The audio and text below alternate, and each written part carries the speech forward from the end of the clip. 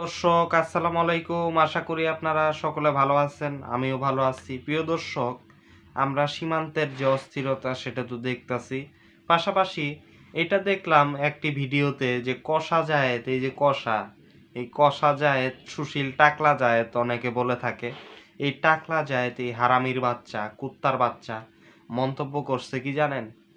মন্তব্য হচ্ছে যে পুশিন এটা ভারতের অভ্যন্তরীণ ইস্যু, এটা ভারত ইচ্ছা করে করতেছে না, ইচ্ছা করে করতেছে না, এটা অভ্যন্তরীণ ইস্যু, এটা কোনো সমস্যাই না। হ্যাঁ, এটা অভ্যন্তরীণ ইস্যু, ভারতের সাথে আমাদের সম্পর্ক উন্নয়ন হবে। ইউনূস আমলে যে সম্পর্ক খারাপ হয়েছিল সেটা বন্ধুত্ব পর্যায়ে উন্নয়ন হবে সম্পর্ক। এই হচ্ছে এই টাকলা সুশীল কষা জায়েদ এই হারামির বাচ্চার কথা। প্রিয় দর্শক, এটা একটা আস্তা একটা জাউরা। এই হারামিরা আগেও সাইজ করছি, এখন আবার সরকারে গিয়া আবার সেই বাইন্ডামি শুরু করছে। তারেক রহমান এরকম একটা বোকা, এরকম একটা মূর্খ, এরকম একটা হারামির বাচ্চারে এইভাবে উপদেষ্টা বানানো, এটা আসলেই রুচিবোধের একটা প্রশ্ন থাকেই যায়। তারেক রহমানের রুচিবোধ নিয়ে আমার একটা প্রশ্ন রয়ে গেল যে এরকম একটা বিতর্কিত, আগে থেকেই ওর নিজের জীবনে ও বিতর্কিত, সেগুলি যদি নাও বলি, এই যে সীমান্ত ইস্যুতে ও বলে যে ভারতের অভ্যন্তরীণ ইস্যু, এইরকম একটা চারাল মূর্খরে এইভাবে উপদেষ্টা বানানোটা যে কত বড় মূর্খামি, এবং এটা আসলে রুচিবোধের বাঁধে না তারেক রহমানের, এটা আর কি চিন্তা করার মতো না। বুঝছেন বিষয়টা? কারণ ভারতের অভ্যন্তরীণ ইস্যু হয় কেমনে? সীমান্ত ইস্যু হবে দ্বিপাক্ষিক।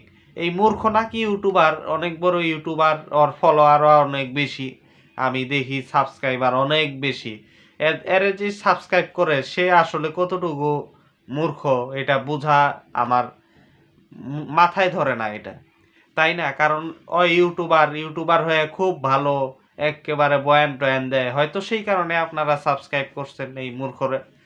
তো খুব ভালো বয়ান, এবং কি ভারতের বিরুদ্ধে বক্তব্য দিত এই কুত্তার বাচ্চা, এত বড় ধান্দাবাজ যে ইউটিউবার হয়ে আপনার ভারতের বিরুদ্ধে সে বয়ান টয়ান দিত, চতকদার টাইটেল দিয়ে সে ভিডিও বানাইতো ভারতের বিরুদ্ধে, ভারত বিরোধী সাইজা। কিন্তু এই হারামির বাচ্চা হেন উপদেষ্টা হয়ে বলে যে আপনার কি, যে ভারতের সাথে সম্পর্ক উন্নয়ন হবে, যেটা ইউনূসের সময় খারাপ হয়েছিল, ইউনূসের সময় যে সম্পর্ক সেটা থেকে ঢাকা দিল্লি বের হয়ে আসতে চায়, এবং এটা অভ্যন্তরীণ ইস্যু, সীমান্ত ইস্যু যে অভ্যন্তরীণ ইস্যু না, বরং দ্বিপাক্ষিক ইস্যু, এতটুকু কমন সেন্স নাই এই তথাকথিত ইউটিউবার এবং কন্টেন্ট ক্রিয়েটরের। এই কুত্তার বাচ্চা নাকি এত এত ভিডিও বানাইতো, এত এত কথা বলতো, হ্যাঁ মনে হইতো কুই বড় একেবারে পণ্ডিত, মহাপণ্ডিত মনে হইতো। কিন্তু কোনটা আসলে দ্বিপাক্ষিক, কোনটা আসলে অভ্যন্তরীণ, সেটা আসলে এই মূর্খ বুঝে না। যখন ভারতে এটা নিয়েছে অভ্যন্তরীণ রাজনীতিতে নানান কথাবার্তা হয়েছে, ততক্ষণ পর্যন্ত অনুপ্রবেশকারী কিংবা আপনার অবৈধ বাংলাদেশি বিষয়টা ছিল অভ্যন্তরীণ। কিন্তু যখন এটা সীমান্ত পর্যন্ত এসে গেছে, ভারত বাংলাদেশ সীমান্ত, তখন আর এটা অভ্যন্তরীণ ইস্যু নাই, তখন এটা কিন্তু দ্বিপাক্ষিক ইস্যু দুই দেশের। কারণ সমস্যা তো দুই দেশের হইতাছে। একদিকে ভারতের সমস্যা, যে ভারতের কথা অনুযায়ী যে অনুপ্রবেশকারী হেনতেন, আরেকদিকে সমস্যা হচ্ছে বাংলাদেশের, যে ভারতের মুসলমানদেরকেই বাংলাদেশে ঠেলে দেওয়া এবং পুশিং করার যে সমস্যা। তো সমস্যা কিন্তু দুই দেশের, এক দেশের না। আচ্ছা জায়েদ, এই হারামির বাচ্চা, এটা যদি অভ্যন্তরীণ ইস্যুই হয়, তাহলে তুই কেন মন্তব্য করলি? তোর এটা বলে দিতেই অভ্যন্তরীণ ইস্যু, ভারতের অভ্যন্তরীণ ইস্যু হইলে ভারতের লোকেরা বলবো যে এটা আমাদের অভ্যন্তরীণ ইস্যু। তুই বাংলাদেশি হয়ে এটা নিয়ে মন্তব্য করলি কে? নিশ্চয়ই এটা অভ্যন্তরীণ ইস্যু না, এই জন্যই তুই বাংলাদেশের একজন প্রধানমন্ত্রীর উপদেষ্টা তুই মন্তব্য করে দিলেই তো আর হইল না। এটা তো দ্বিপাক্ষিক ইস্যু। সীমান্তের যে কোনো ইস্যু এটা দুই দেশকে জড়ায়, এটা এক দেশকে জড়ায় না। এটাও এক দেশের ভিতরে থাকে না। যখন সীমান্তে একটা সমস্যা হয়, সীমান্তে যদি বিএসএফ এর সাথে বিজিবির গুলাগুলি হয়, তখন যদি কোনো ছাগল, এই সমস্ত ছাগল যদি আইসা বলে যে অভ্যন্তরীণ ইস্যু কোনো সমস্যা না, তাইলে এই মূর্খ, আপনি কি বলবেন এই মূর্খদেরকে? নাকি হয় মূর্খ না জানার ভান কইরা ও ভারতের দালালি করে? তাই হইতে পারে, কারণ প্রথম আলো ডেইলি স্টারের মাল তো ভারতের দালালি করা স্বাভাবিক। তার উপর নানান আকাম কুকামের নানান ধরনের কারণে ভারতের রয়ের খপ্পরে পইরা যে কোনো আকাম করানোই স্বাভাবিক।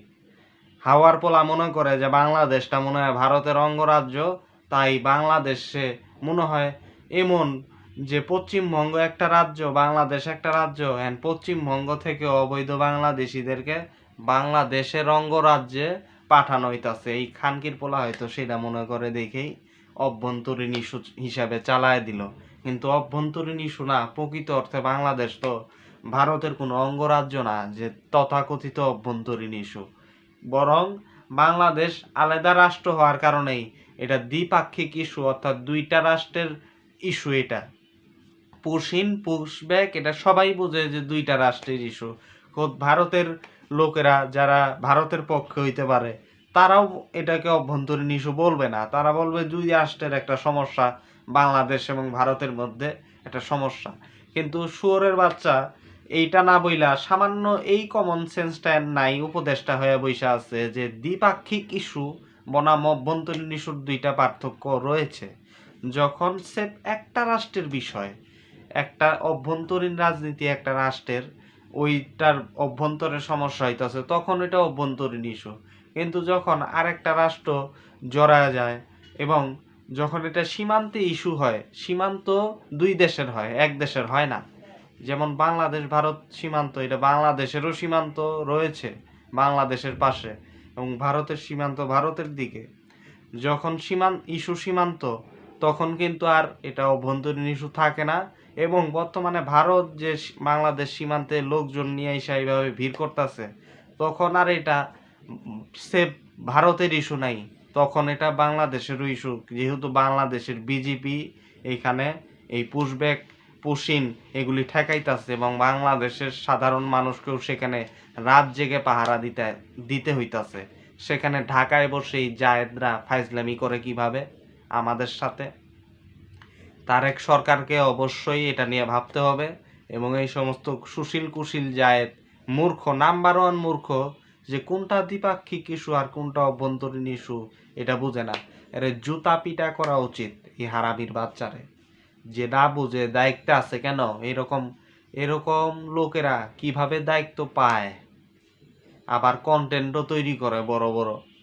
তো প্রিয় দর্শক, এর ব্যাপারে আর কোনো কথা বললাম না, বেশি সময় নষ্ট করবো না। এই সমস্ত ফাউলদেরকে নিয়ে সময় নষ্ট করাটাই লস, তাও কথা বলতে হইলো।